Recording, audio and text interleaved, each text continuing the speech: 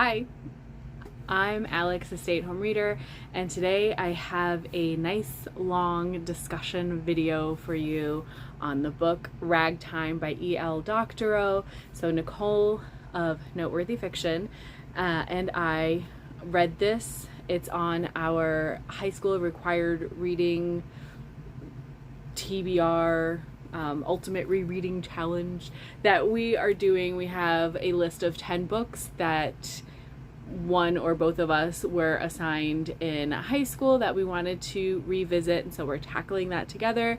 This is the third book on that list, Ragtime by E L Doctorow. And as you can see from all these tabs, we had a lot to talk about. So without any further ado, here is that nice long chatty discussion. So this is the book for today, Ragtime by E L Doctorow. So we're now 3 books into our high school rereading challenge. This is going to be hard, but we'll try to start with the summary. And I'm just going to go ahead and read off of this. Back of the book says, this shimmering masterpiece by E L Doctorow is set in the years before the First World War. One lazy Sunday afternoon in New Rochelle, New York, the famous escape artist Harry Houdini swerves his car into a telephone pole outside the home of an affluent American family. Almost magically, the line between fact and fiction, between real and invented characters, disappears. This is the era of Henry Ford and his Model T, of Emma Goldman, the revolutionary, of J.P. Morgan, the great tycoon, of Evelyn Nesbit, the former chorus girl for whom some lovers pine and others die. All of them cross paths with Doctorow's brilliant fictional creations, including Tata, the immigrant Jewish peddler, and Coalhouse Walker Jr., a ragtime pianist from Harlem, whose insistence on a point of justice brings this spellbinding classic to a shocking climax. So we're getting from this that he is blending factual, like historical figures with some invented characters to really highlight what life in New York City, America as a whole, was like pre-World War I. What do you think about that synopsis off the back? Well, I think that played into my expectations of the book. I was definitely expecting this to be heavy historical fiction, like even based on the cover of the book. And I was expecting a genre blend. So I was super intrigued by the Harry Houdini swerving into the telephone pole and almost magically like there being this blending of fact and fiction. So based on that, I actually thought this was going to include some magical realism. Like, I thought that event was going to be like the inciting event in the book. That was going to be like changed everything. And suddenly, even for the characters in the book, like fact and fiction were blurred. Maybe there was some like timeline blurring, because I'm like, this is a Statue of Liberty with what looks like some sort of revolutionary war going on. So I was like, is that gonna like come in? I had like multiverse in mind. Yeah. That's where that took me. And then I was like, and then somehow this other guy, Coalhouse Walker, like is gonna be involved. So I thought he was also gonna be the protagonist of the book and at the beginning, and that maybe like it was outside his home that the Houdini event happened. Those were my expectations going into the book. I've never heard of the book before we did this. And have no history or background with it. Okay. See, I'm surprised you've never heard of it either. So it was assigned for me my sophomore year of high school. That's what got it onto this list. We have our high school required reading tag. And one of the prompts on there was the locker combination prompt. So one, what's a book that you know you had to read, but you have forgotten? And that was this book for me, with the exception of one chapter. Or one part of one chapter. Maybe we'll get into that. And I knew that there was a musical. I think I forgot that there was a movie, but there's also a movie adaptation. But yeah, I really don't hear a lot of people talking about the book. So outside of that high school experience, I've kind of forgotten about it. And it was in trying to plan out what books to assign my own son, who is homeschooled and now in the high school years, where this book came back to mind. Will I assign this to him? we'll get into that. Yeah. So I will say that even though I didn't remember it, I did kind of remember liking it.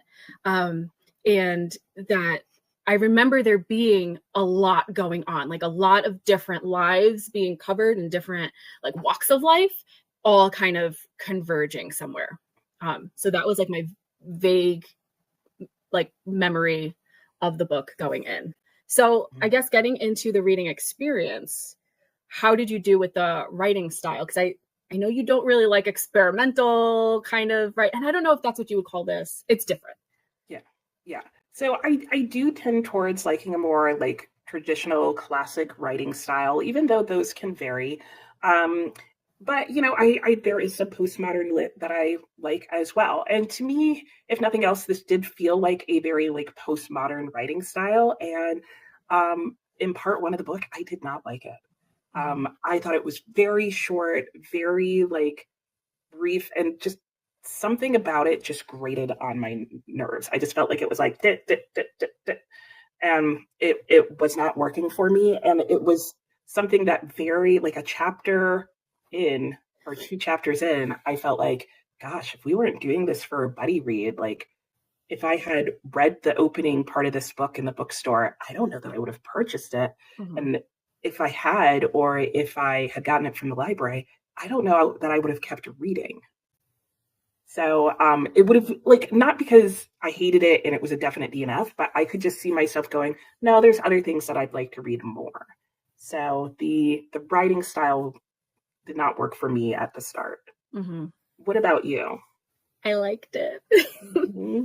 I really, I liked it, but I was also confused about it. Like, I didn't understand why I liked it, which seems weird. Like, there was something about it that was working, but I could tell there was something missing. I think maybe just because it's an unconventional style, and I was expecting more of a coherent like thread throughout all the different pieces of the story.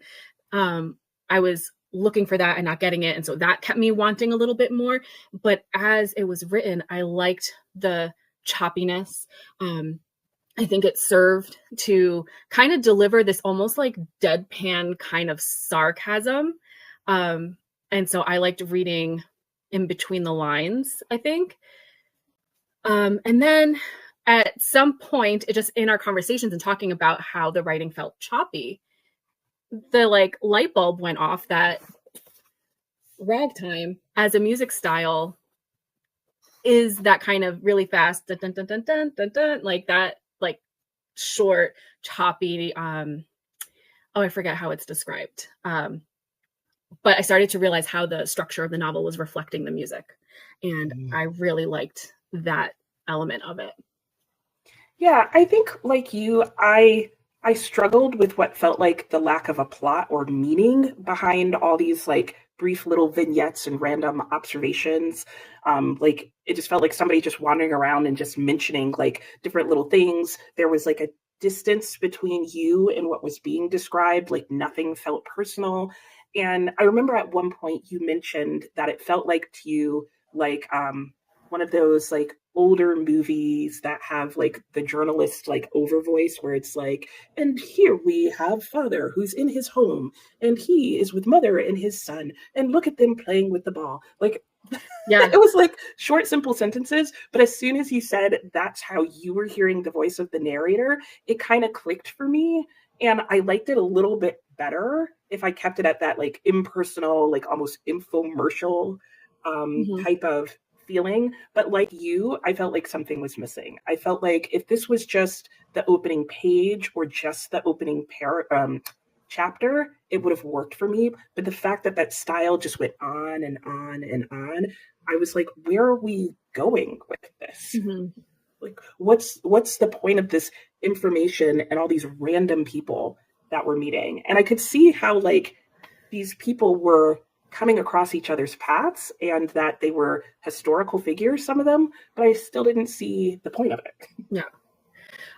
Should we get into, I guess, not an exhaustive, but like somewhat of a character list and who ends up on the page? Yeah. Okay. So I guess starting with the family that's kind of central to this. So they're wealthy white family in New Rochelle, just like the typical American family with, you know, a picket fence and a son who plays in the yard. So we have mother, father, the little boy, and then also in the home are mother's younger brother and grandfather. And I think it's important to point out that no names. Yeah. Like these are what they are called from the beginning to the end of the book. And that's what stood out to me. So when I say it sounded like one of those like 1940s, I forget what they're called, like the social conditioning, like reels that were like this is the modern American family. Father has worked hard all day. Good job, father. And like mother is sure to have the meal prepared for him when he comes home. And so that's what it sounded like, because everything was like mother did this, father thought this, and, you know, and little boy was off playing on his own, and grandfather moaned in the back. Over and over again. Yeah. And I remember thinking like, okay, we've got this family and there's mention of Houdini, like hitting this lamppost in front of the family's house. Nothing happens with that. Like that happens and the story moves on. Yeah. So we do have Houdini as a reoccurring character. We get some other historical figures who come in as well, like Evelyn Nesbit, Emma Goldman. We get, who's it, Stephen White? Is that his first name? Stevie White? Stanley. And then I'm forgetting what's his face. Who's like the crazy man. Harry K. Thaw. That one? Yes. Yeah. So and they all have a little bit. We follow them for a little bit. I'd say initially we follow Evelyn Nesbit quite a bit. And I was thinking, oh, okay, so she's going to be the protagonist. And interestingly, we eventually get Coalhouse Walker, but it's surprisingly not until later in the book, despite him. Right. And so by the time he shows up, we're so used to real figures being dropped into the story that he felt like a real person. Yeah. And well, is he? Yeah. I guess we can get into that because we ended up like taking a turn into this whole Coal House plot line and where that story came from. Yeah. So. Yeah, because, I mean, so everything that we've said is basically about part one of the book. And the book is split into, I think, 5 parts total, right? 4. 4, okay. 4 parts, which is another kind of unintentional call to the structure of ragtime music. It's in like 4/4 time, and there's 4 parts of the book. According to Doctorow, that's just coincidence. Yeah. Maybe subconsciously it was intended. Yeah. But I mean, so I would say that the first paragraph on the back here, which was everything about Houdini and fact and fiction being blurred and real and invented characters and blah, blah, blah, like that describes part 1 of the book pretty well. And then I think I would say that, and we'll get to it, like it also describes part 4 of the book. Like, I think those are kind of the brackets for the book. And then part 2 and 3 are really about the second paragraph on here, which is Coalhouse Walker. Right. Which feels like a more traditional like structure and narrative style and just a storytelling in a more traditional sense. Yeah. And for me, because the writing style also changes in that, like, so not just the storytelling style, but even the writing style changes and becomes a lot more traditional. And that was the part of the book that I really liked.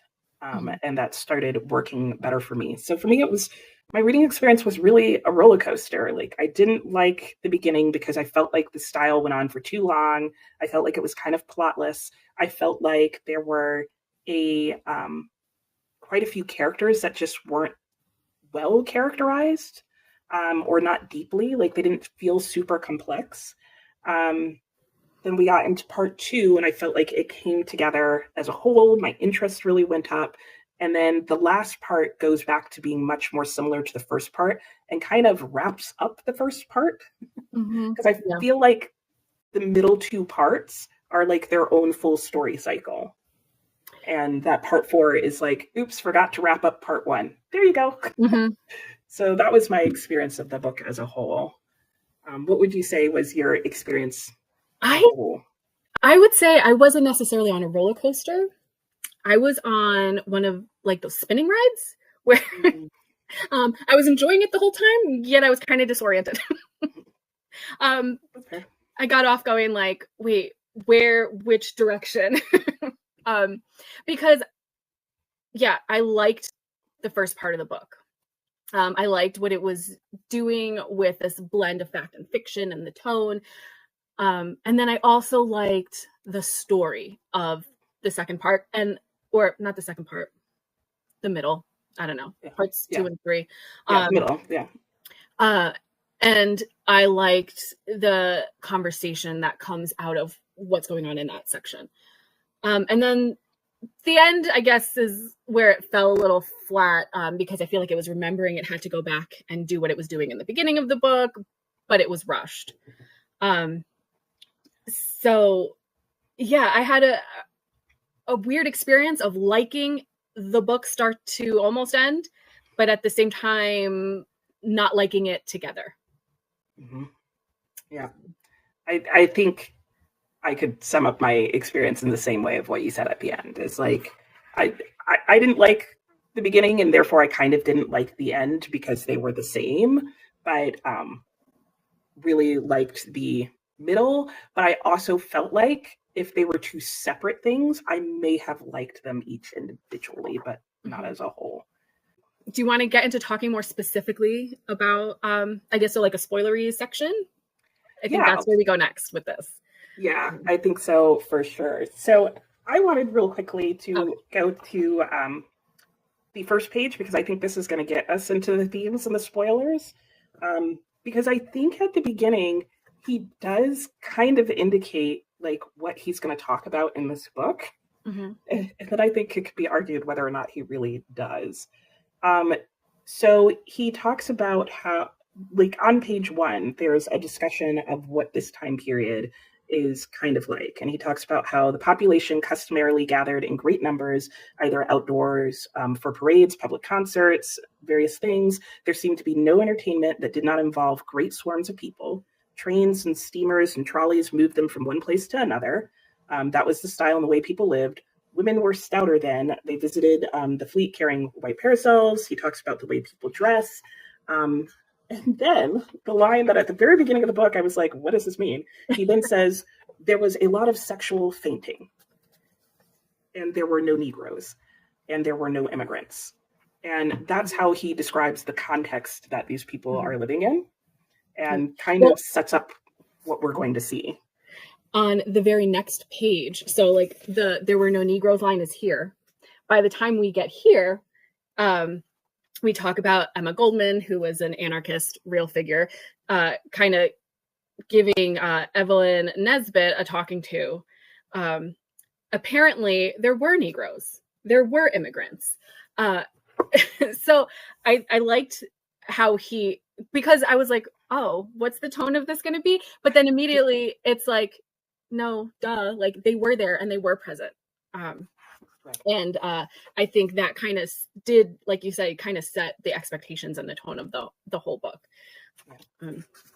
I also have flagged, I think right before you started reading about like what the population was, gathering in great numbers for. The line before that is patriotism was a reliable sentiment in the early 1900s. And I kind of liked that call out too, because it's setting expectations of here's what patriotism looked like. And we know that there's a lot of change in, the makeup of like what America, who is represented by America. There's, an influx in immigration, and that becomes a major element of the story. And so I think that like opening there kind of ties into like the plot and all the spoilery things. So I guess the real question is like, what were the themes or topics or the scenes that like really stood out to you as you were reading? So as we were reading that first part, which we talk about how it really jumps around and it's really choppy, and it's just, there's a review in the New York Times style magazine that calls it densely populated with historical figures. And I was like, that's a great way to put it, because it's just constant constantly like pivoting to like this person crosses paths with someone else and now we're following that someone else. And so like trying to like find what's connecting all these, what I picked up on was like a discussion on class and wealth, like, and the two ends of that spectrum. We have the family living a very comfortable life in America. We have JP Morgan, who is just the wealthy elite. And then we have an immigrant family who has literally nothing and is struggling to there's specifically a father struggling to take care of his daughter. His wife is briefly in the picture and we see her mistreatment in the workplace. So I think the book was really trying to highlight like the different American experiences. So for me, I think in the beginning of the book, there were two things that stood out. Let's start with the first easier thing and go to the like weirder one. Yeah. So for me, I don't think the class difference stood out to me as much because I just noticed there were a variety of classes. I really was just noticing the interconnectedness of everybody's life, like the sort of 6 degrees of separation, you know, because like you said, like you'll be following like one person and they'll make eye contact or they'll see something. And then you kind of travel over to that perspective and that story. Or if not in that moment, maybe later you get that story and that perspective. So definitely a kind of, while it's not necessarily written in stream of consciousness, it's kind of a, I don't know, I feel like a floating person, you know, wandering around through different vignettes of life. And so I really felt like what I was getting out of part 1 was just an experience of what life was like in that time. So very similar to what you got out of it, but just in a different way. And just how, even though there's these different types of people, different classes of people and that kind of thing, how their lives were all very interconnected and influenced one another. And like one of the examples I think of is there's like a whole scene with JP Morgan and Henry Ford, and they're meeting together and JP Morgan's trying to convince him to go with him to Egypt. And, you know, it then talks about how JP Morgan does go to Egypt and that because of that, you know, all this interest in Egypt history and the Egyptians and all of this in ancient Egypt becomes really popular. And you see that then sprinkle through the other characters' lives to the point where like the mother like re-wallpapers their house with like this ancient Egypt like looking style print. And so that was like kind of the thing that I think started helping me settle into part 1 was like, oh, okay, I think I see what he's doing here. He's showing how like all these different people from historical figures to made up people would be like integrated, how they touch one another's lives. Because I think we talked about at one point how we felt like by not naming the family members, it kind of made them the generic family at the time. So that was one of the things that stood out. And then the second thing that stood out from that line of the sexual fainting on was just the weird sexual content in part 1. Yeah, there was a lot. So when I say that I remember nothing about the book except one scene, there is a very obscene moment in chapter 8 that stands out because I remember like classmates, you know, getting ready for class and being like, was that word really in there? Did that really happen? Did he do that? And so I remember that scene. What I don't remember is that throughout part 1, there was a lot of sexual content. Yeah, I mean, chapter 2 like opens with like, oh, and the whole Houdini event, yeah, that interrupted mother and father getting to know one another. In the biblical sense, if you will. Yeah.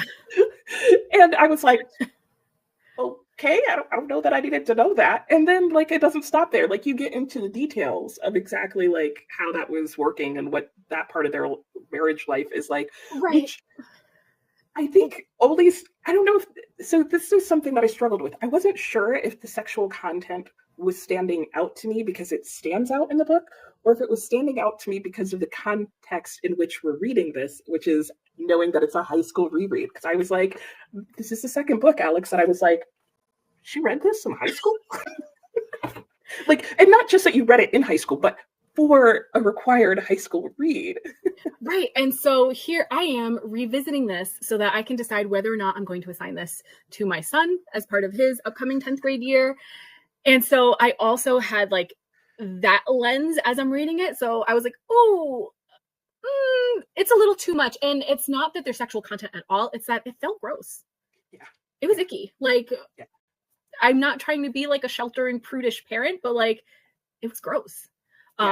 It's not the type of exposure like you really want anyone to be exposed to, or particularly like, because it was questionable the whole time, and I felt like it got more questionable, and it was just uncomfortable. And so like I don't know if it was especially uncomfortable because I'm reading it as like a high schooler perspective. If I was reading this just for myself, I've certainly read more and more explicit things and not had much problem with it.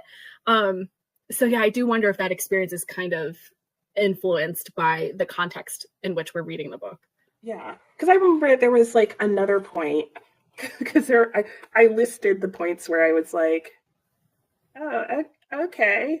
And I remember there was one point where I was, we were talking on Doxer, and I was like, how did this get taught in your class? And not like the book as a whole, but like particular scenes, because I was like, it just stood out as like such like awkward, odd, icky content that I was like, you can't not talk about it, but like, how would you talk about it? And because it's all so like crammed together in the first few chapters, I'm like, what would you be saying to your class if you were teaching this?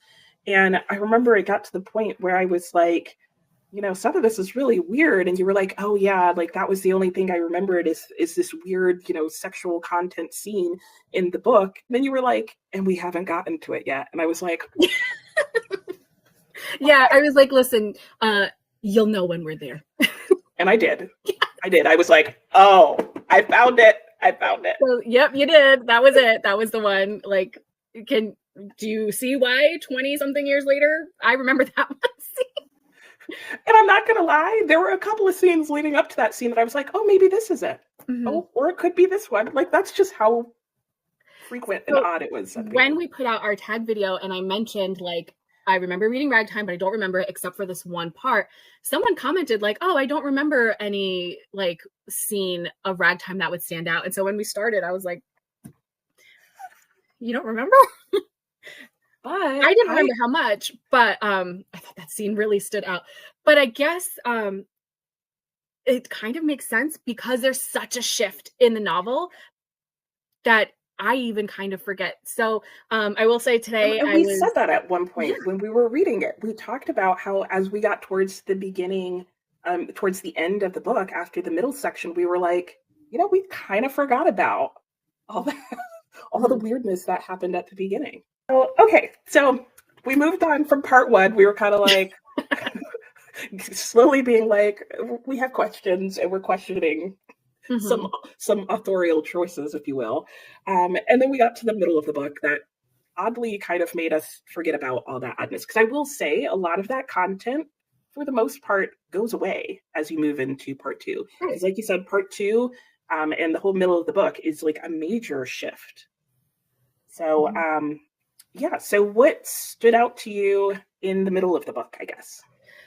Well, actually, I think we should include one event of part one that leads us into part two, which is Mother one day walking through the yard in the New Rochelle home, hears crying and discovers a baby buried, very freshly born infant that has been buried and disposed of. And she digs that child up and now probably include a trigger warning. Yeah. I'm just as I'm speaking, I was like, okay, we're gonna have spoiler content warning tags above this and below. I just Vogue moment in the middle of the video. Anyway, okay, sorry.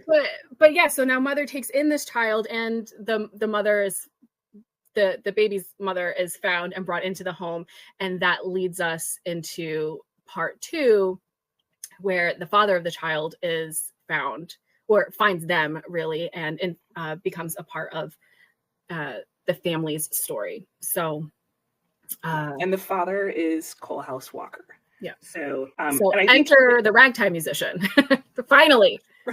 Right. Because at this point, we're like, other than the writing style and the feel of the book in a little ways, like, what does any of this book have to do with ragtime? There's kind of throwaway lines about how the the music is played in this part, but it's, coming into this area of New York, and it's even kind of infiltrating like these levels of society, but they all feel very throwaway. So finally we have Mr. Ragtime like in the story. Yeah, and the music, and much more front and center. And I think it's interesting to note that that's like 100 pages into the book. Mm-hmm. So I did eventually feel like part one was kind of the exposition of the book, like a very, very, very long exposition. Yeah. And so I guess just plot line to keep everybody with us in case people haven't read the book, like Coalhouse Walker enters. He, like you said, kind of starts ingratiating himself into this family because he wants to win Sarah back and have his own family. And he, over quite a while, is pretty persistent about it. And eventually it starts helping. And he and Sarah start to have a bit more of a relationship that helps with Sarah, who's been pretty depressed up to this point.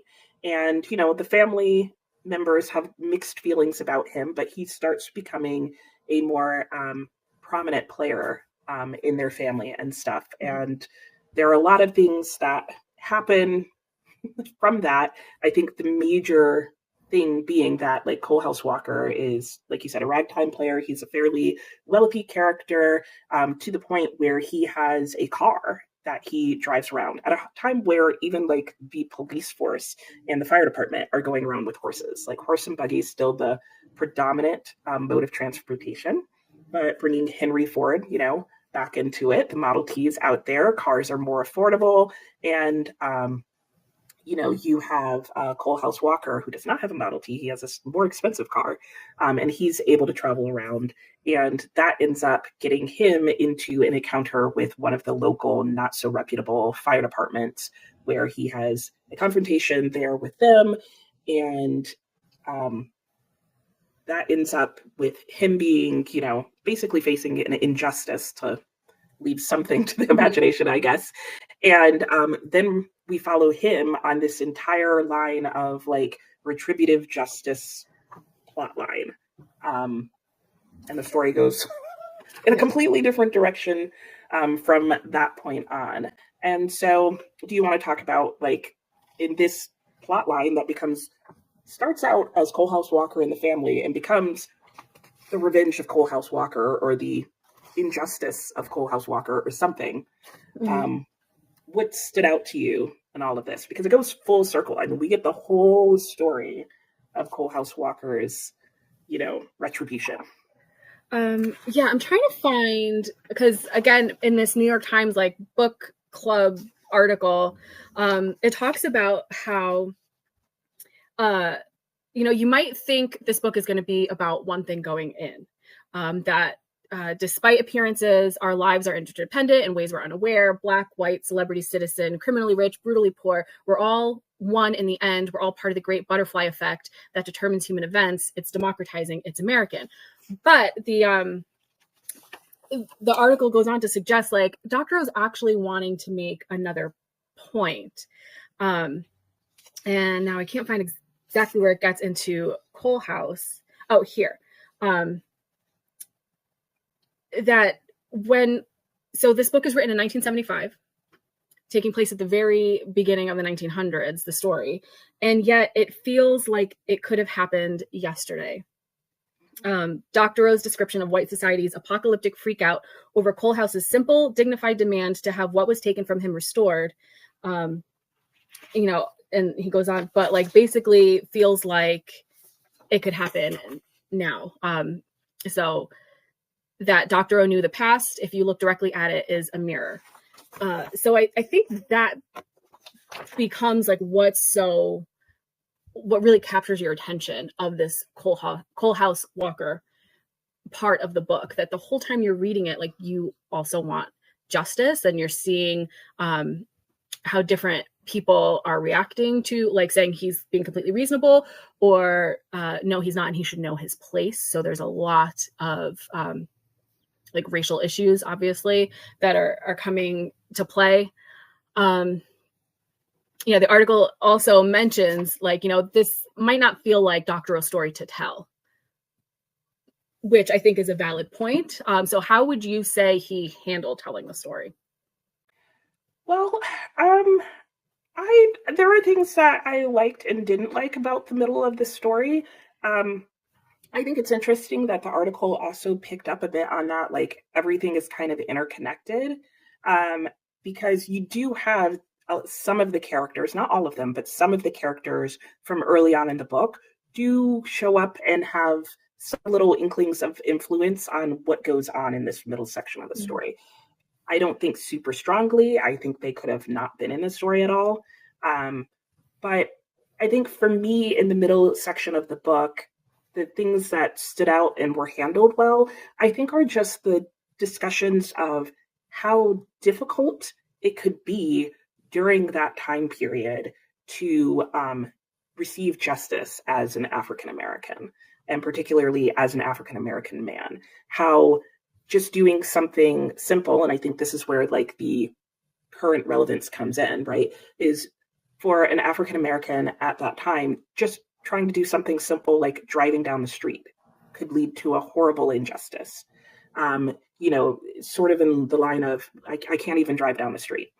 Like, this should be a no-brainer. And that the injustice is not just going to be done to you by a stranger. It's going to be done by someone who is supposed to be upholding the law and helping and protecting the citizens. So I think that conversation was handled really well. And I think the conversation about how difficult it was for him to receive justice or for the other person to face consequences at the end of the day all just really came down to race. I thought that was a really fascinating discussion, and it was an interesting story. Like, it was well paced. It was, very tense at times. I didn't feel like there was a predictable outcome, but I also feel like there were things that weren't done as well. So, and I could see how the newspaper could argue that maybe this wasn't Doctorow's story to tell. Because I do feel like some of the like setup of the book with the family and these other characters coming into the story were partially only there because he didn't have a background for Coalhouse Walker. Like, other than the fact that he's a ragtime player, we know nothing else about him, his home life, there's maybe like 2 paragraphs that give us some background information about him, but there's really no explanation of that. There's no background to him and Sarah's relationship and how she got to the point of wanting to not keep her own child.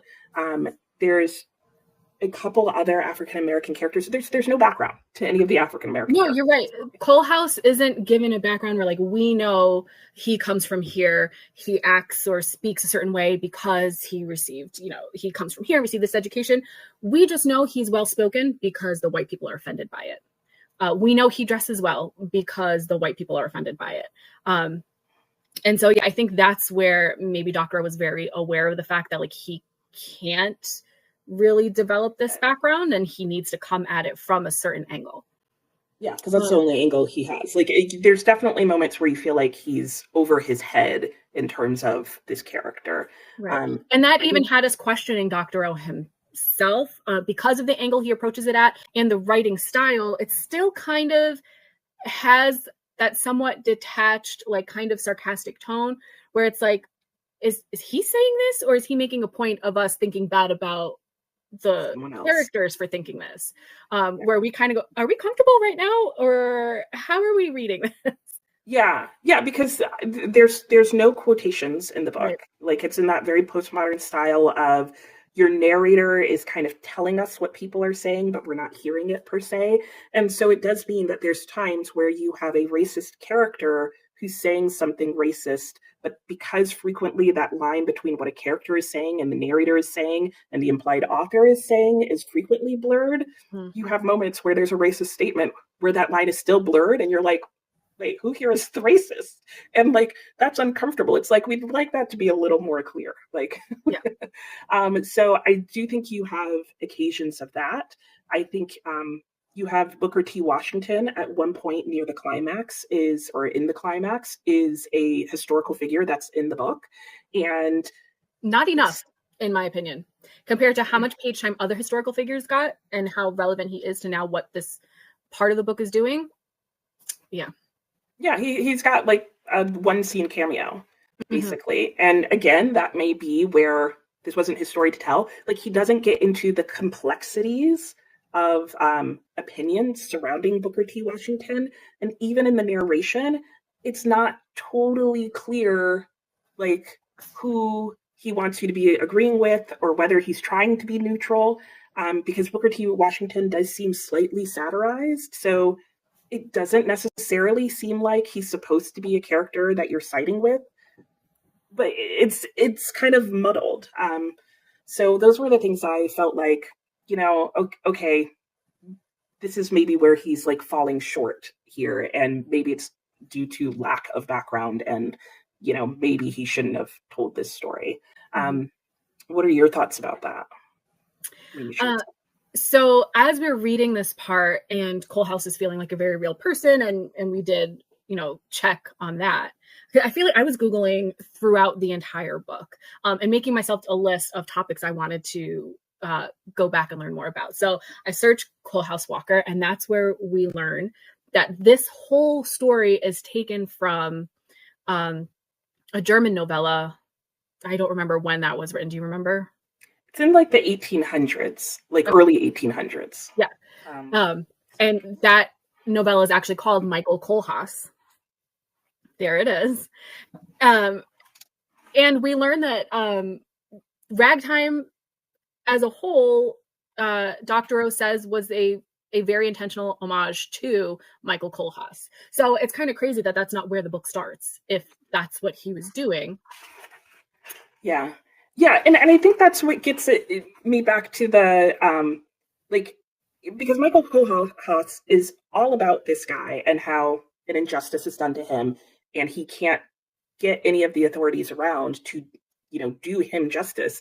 And so he becomes intent on seeking retributive justice himself. Like, right. One-for-one correlation. I think this is where E L Doctorow is falling short in being able to tell this story, because here you get a setup for Michael. You understand his background and where he's coming from and what his life is like, and that helps you understand why what happened to him was such an outrage and just makes more sense of his life. You don't get that in Ragtime. So I guess I'll let everyone know, at this point in the book, we had not even finished our last day's reading of Ragtime before we dove down that rabbit hole. We were on the Michael Kohlhaas train now. Yeah, because so much of the book becomes about Coalhouse Walker.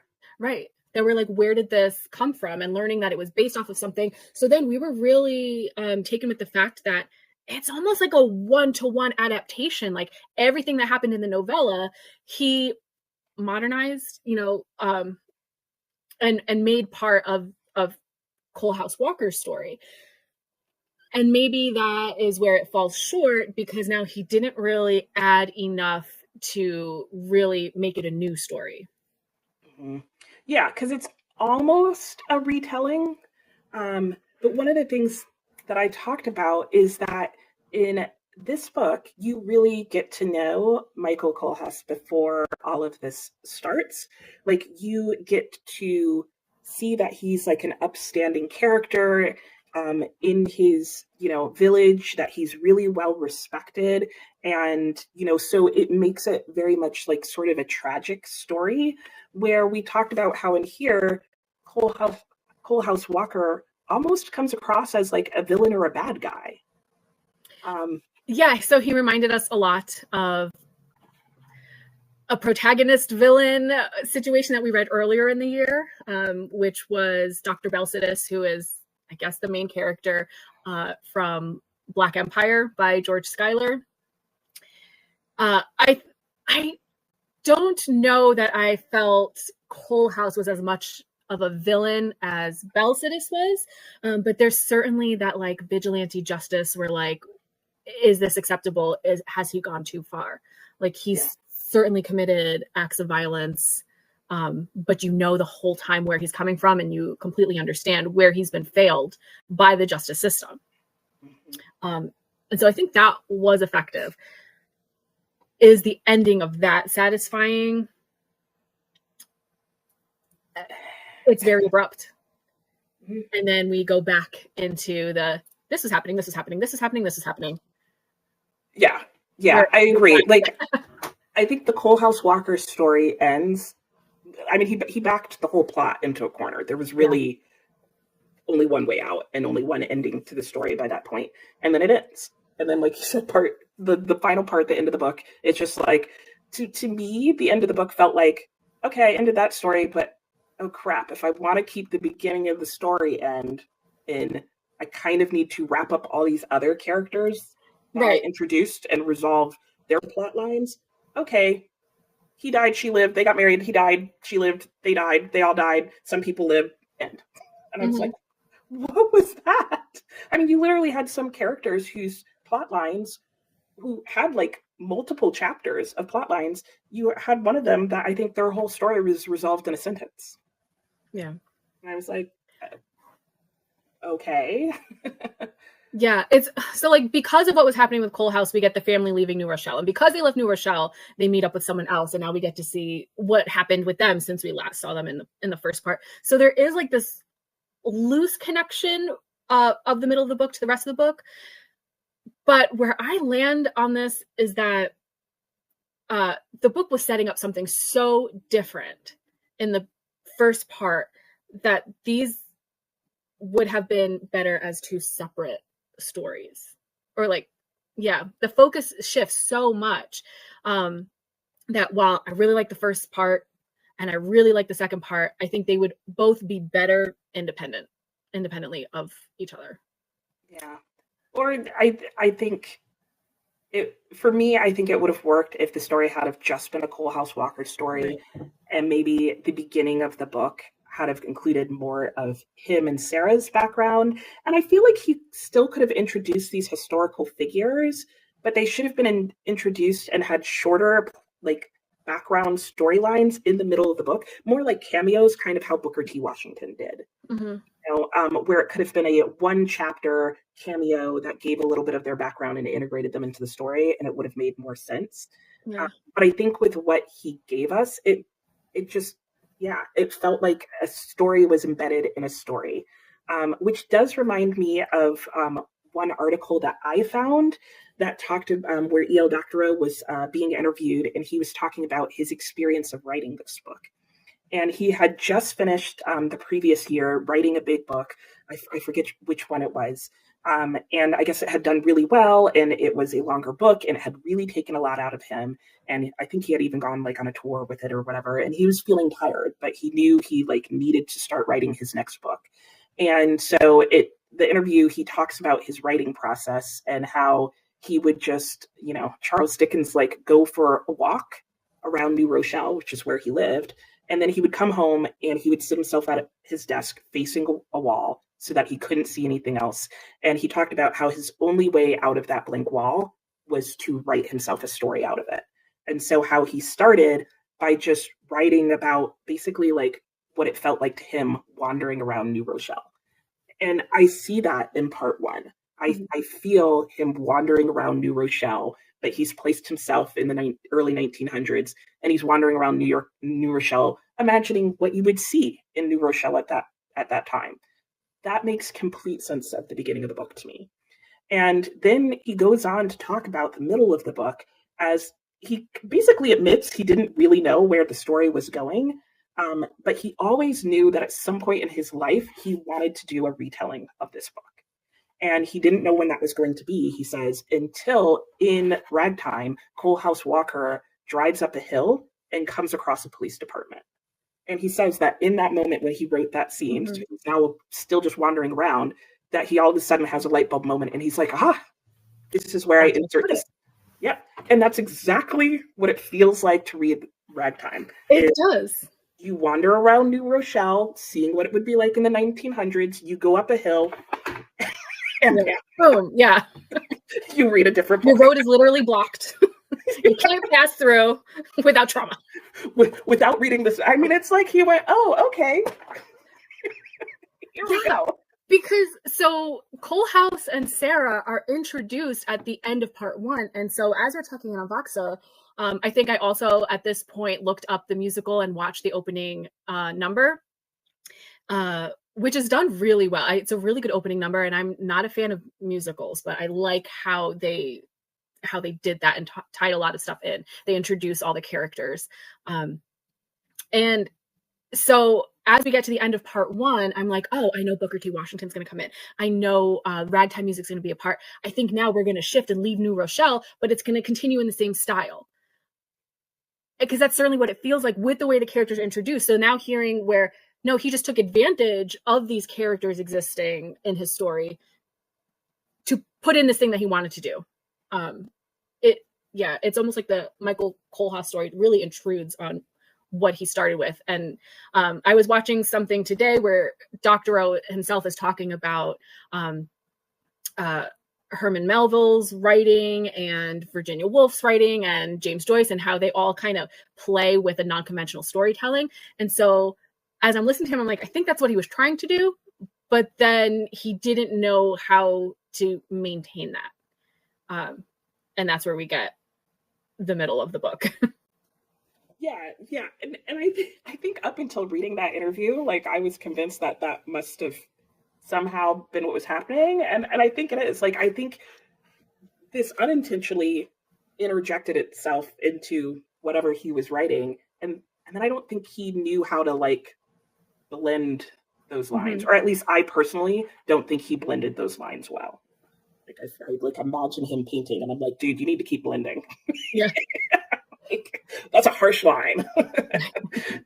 So, well, I think we kind of, in talking about it, talked about some of our favorite and least favorite things. I think if I got into like a nuance, like I had a favorite character who was Houdini, who, as our conversation shows, does not feature in the book prominently. No.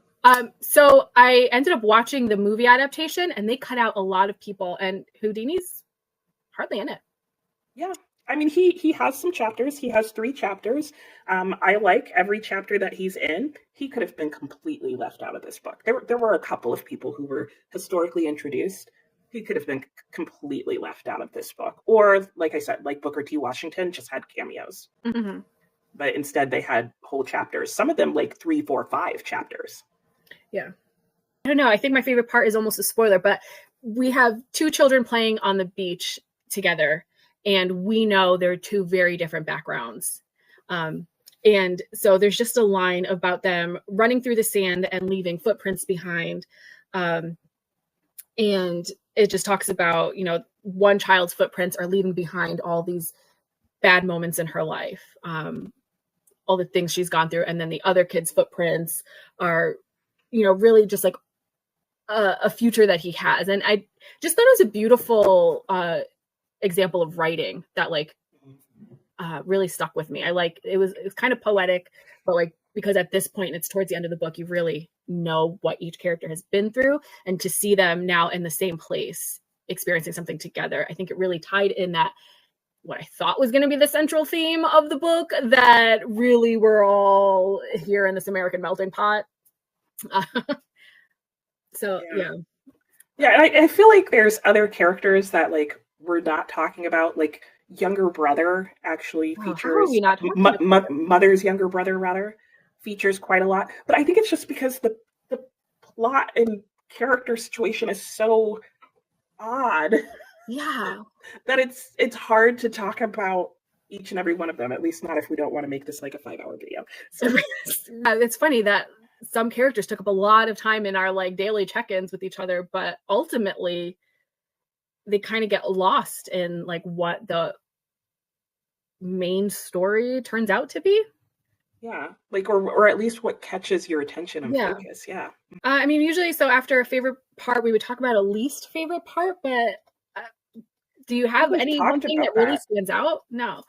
I don't. I think for me, it's mainly just sort of what felt like the disjointed nature of the book. Yeah. Was my least favorite thing.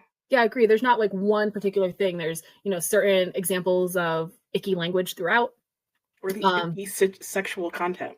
Yeah. Which, again, we have forgotten about in the bigger scope of the book, but is definitely there heavily at the beginning. Yeah, so Father's character goes on an expedition to the North Pole. And in that, the way that Inuit people are written about is so offensive. And then I've kind of forgotten about how much I did not like that until I really have to sit down and think, like, what was my least favorite part? Was it that? Was it the fact that it felt like two different books? Was it the ultimately the story ends up being about a dangerous black man? Like, because there's something about that like I don't like that's where the focus shifts in the story, but at the same time I could see what he was trying to deliver with that story. Like, so I don't really have a least favorite. I just have, like, I guess I was on a roller coaster after all. Welcome aboard. I guess I was on that ride. Yeah, it's interesting you say that about, because I think, like, okay, so some of the things that you said are things that it's like, if you kept track as you were reading, would be moments that you disliked. But then it comes to, if you look at the book as a whole, like, what is it, if there's anything about the book as a whole that doesn't work?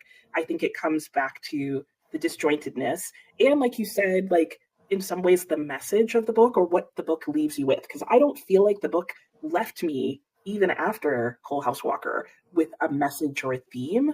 But I think what you said about, like, one of the things it left you with was this feeling about the story of a dangerous black man is interesting, because that also came up in the article that I read with Doctorow, where he was being interviewed. And the last question in the interviewer asked him something like, is there anything else that you would like to say about this book? And Doctorow shares this story about how, after the book was published, the then director of the Morgan Library contacts him and says, hey, thanks for writing this book.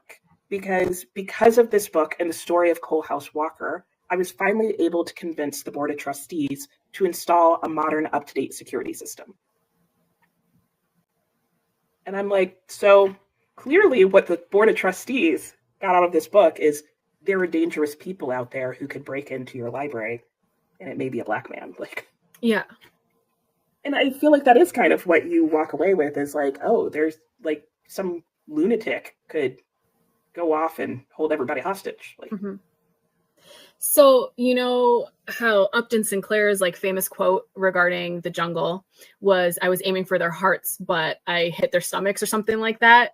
You know, he wanted to write a novel about the poor conditions of immigrants working in America, but really what we end up with is Asia. Yeah, we end up with guidelines and regulations for the meatpacking industry. Right, like, let's take care of the food that people can continue to suffer. Right. So when you shared that anecdote about the security system being installed in the Morgan Library as a result of Ragtime coming out, what I want to know is, I know Doctorow sharing that story, so, like, it has some sort of relevance. But, like, the way this is written, he doesn't really give you his position. You can infer it. So how does he feel about his book being used to convince people that we need security? Right.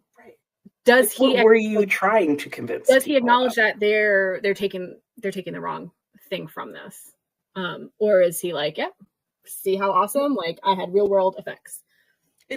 I mean, that's literally just the end, how I ended it. Like, there's no commentary from either him nor the interviewer on this. There's no follow-up question. Like, that's just the end. And it does even characterize it as, because there is a, like, little one-line context for people who haven't read the book, where he says that he was able to convince the Board of Trustees, and it's like a bracketed statement that's like, because in Ragtime, a black militant takes over the Morgan Library. And that's how they characterize Coal House Walker in that interview. And it's not clear if that's the wording of E L Doctorow or if that was an inserted explanation from the interviewer. So, yeah, so those are other things, I guess, that we... Oh my gosh, I feel like we need a whole other hour. I know. Oh, good luck wrapping this up and tightening it. But, I mean, yeah. I guess we should move on. Yeah. So, the next question in our outline is, why do you think this is taught in high school? I would assume the historical connections.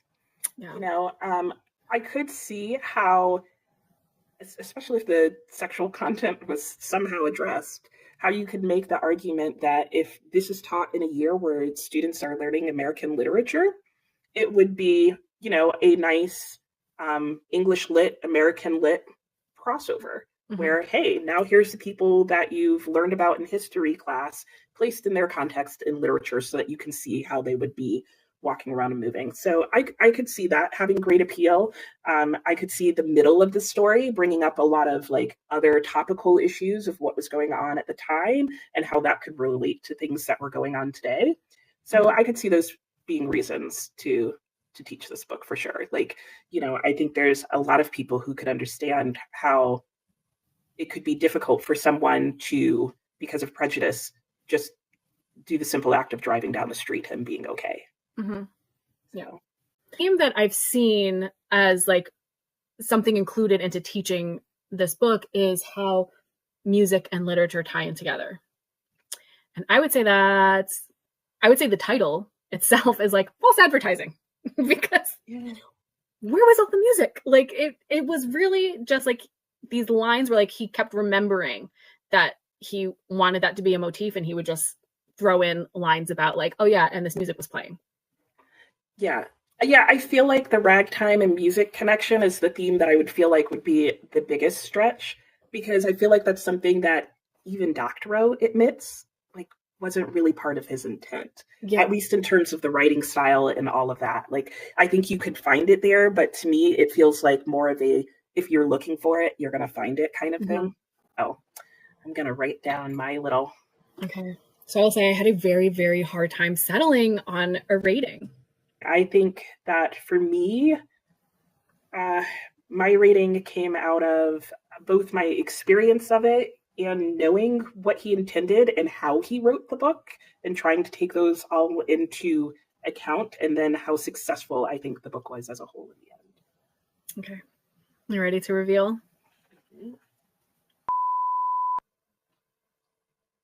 Okay. All right. So we had to do some rethinking on our grading system. Yeah, because it turned out the grading scale on the report card we have wasn't what we thought it was. So we have fixed and updated that. And now we can share our accurate reflections. So turns out using a Canva template does not reflect like our purposes. So lesson learned. Yeah. So it was close. All right. So let us share. Okay. So I don't think mine really changes, but I am sitting at a C. I am too. 3.5 out of 5 stars for me.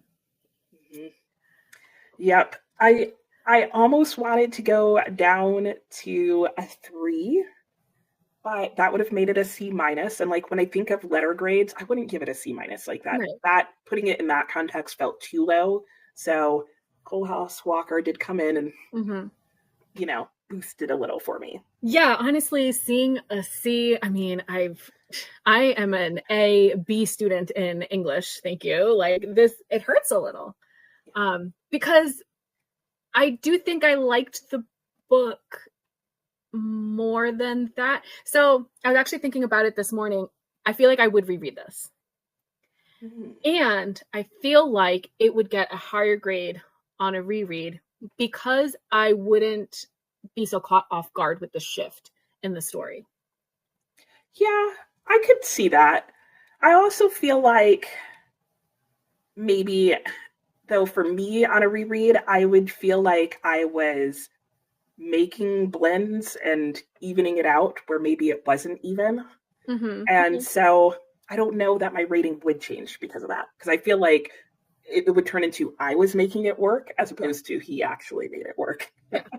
Well, I think as is usual, I liked this just a little bit more than you did as it is. And so like I did like that first part and I did like the second part.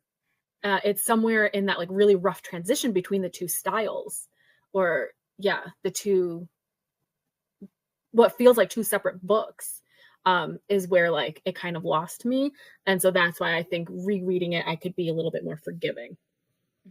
Yeah, I think if we hadn't have read this together and you hadn't have changed my mind about part 1, this would have probably been at most a 2 for me.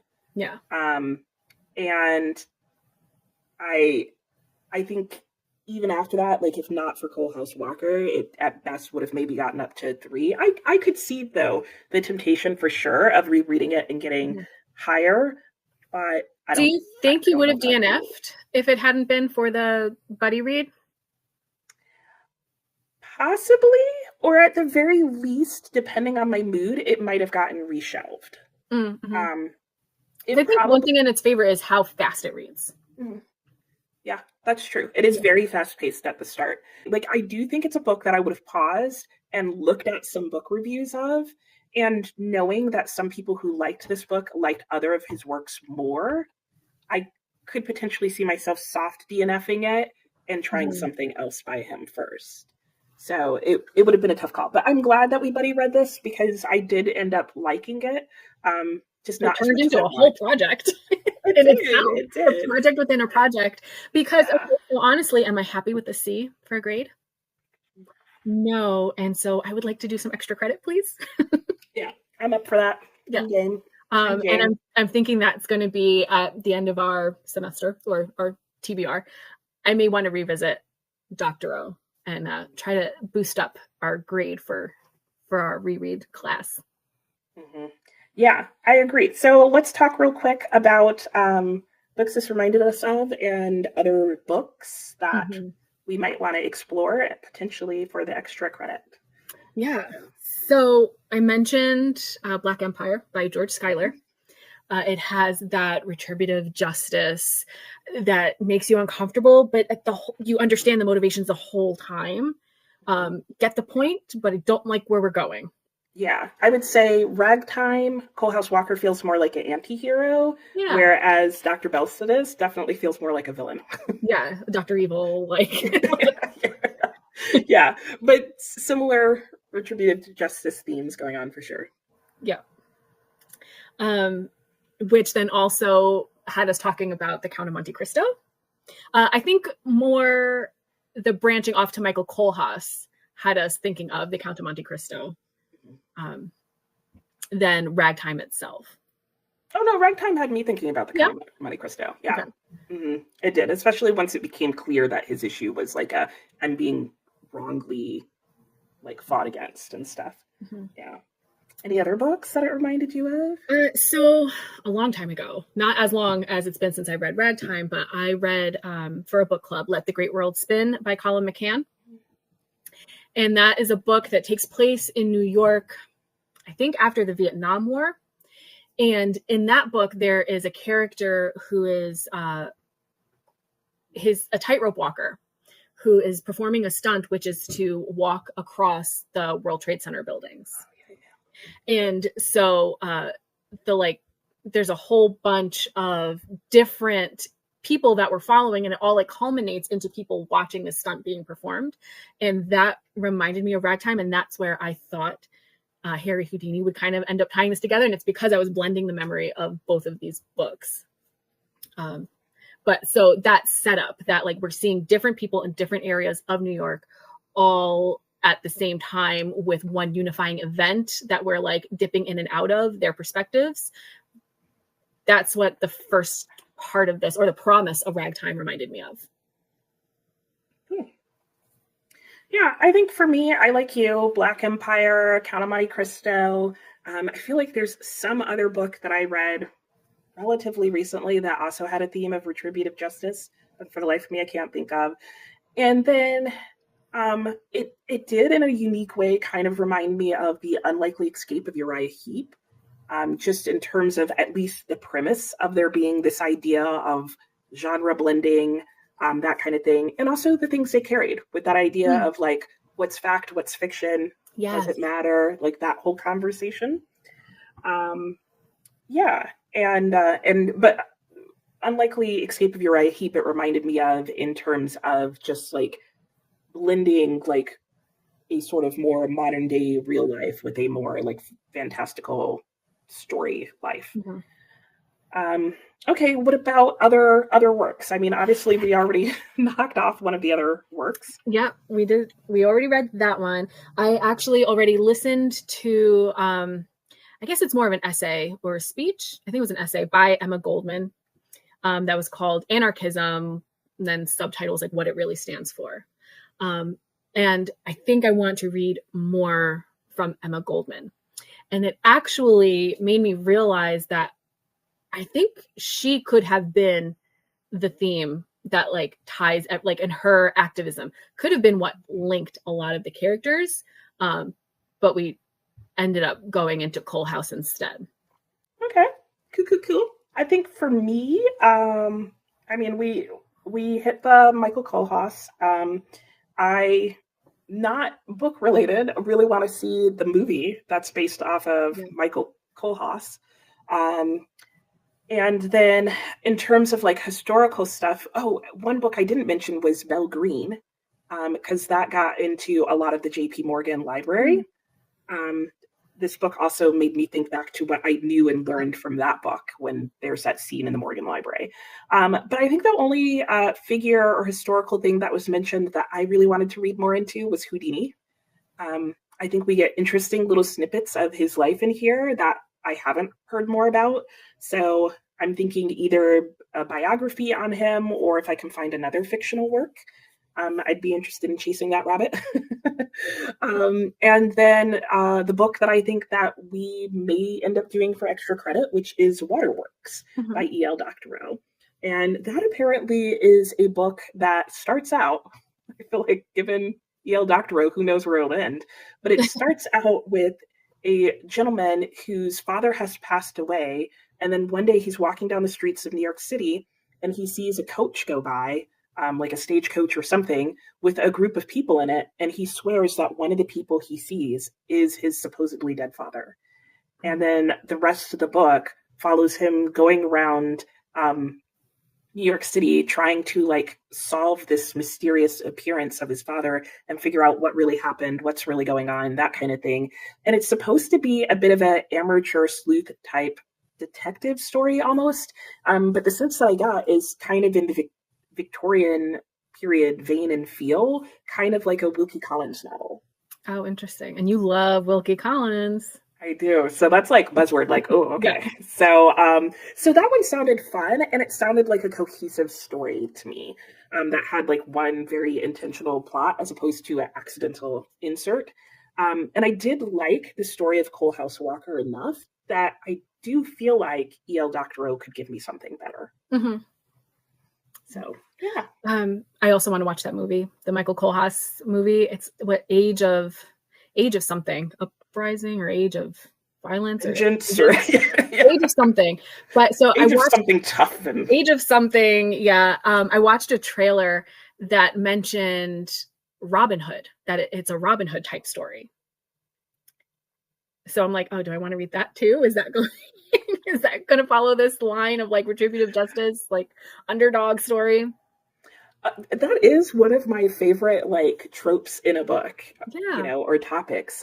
Like when I made my little list of things that are all in my 5-star books, that is one that comes up a lot. So I do actually have, if you're interested, a list of different books that include that trope. So yes, definitely give me all the books. All the recommendations, please. Yeah. So, all right. Well, I guess that's finally it. Okay. And like, yeah, that's enough because we could keep going. Yeah. There's so much that like didn't even come up. Yeah. There's a lot in this book and most of it is good. Just kind of difficult to piece together coherently. So, all right. All right. Thank you so much for watching. Like, kudos to you if you made it to the end of this. I think this was a hard book to discuss just because of the style of it. But yeah, we did have a great conversation. And as always with these high school rereading videos, I will have linked in the description a playlist where you can find all the videos in this series on this subject between Nicole and my channel, as well as a link to the playlist of our tag video, the high school required reading tag video. If you haven't done it yet, please do, and make sure you tag us in it so we see your answers. Yeah, thank you again for watching, and I will see you soon.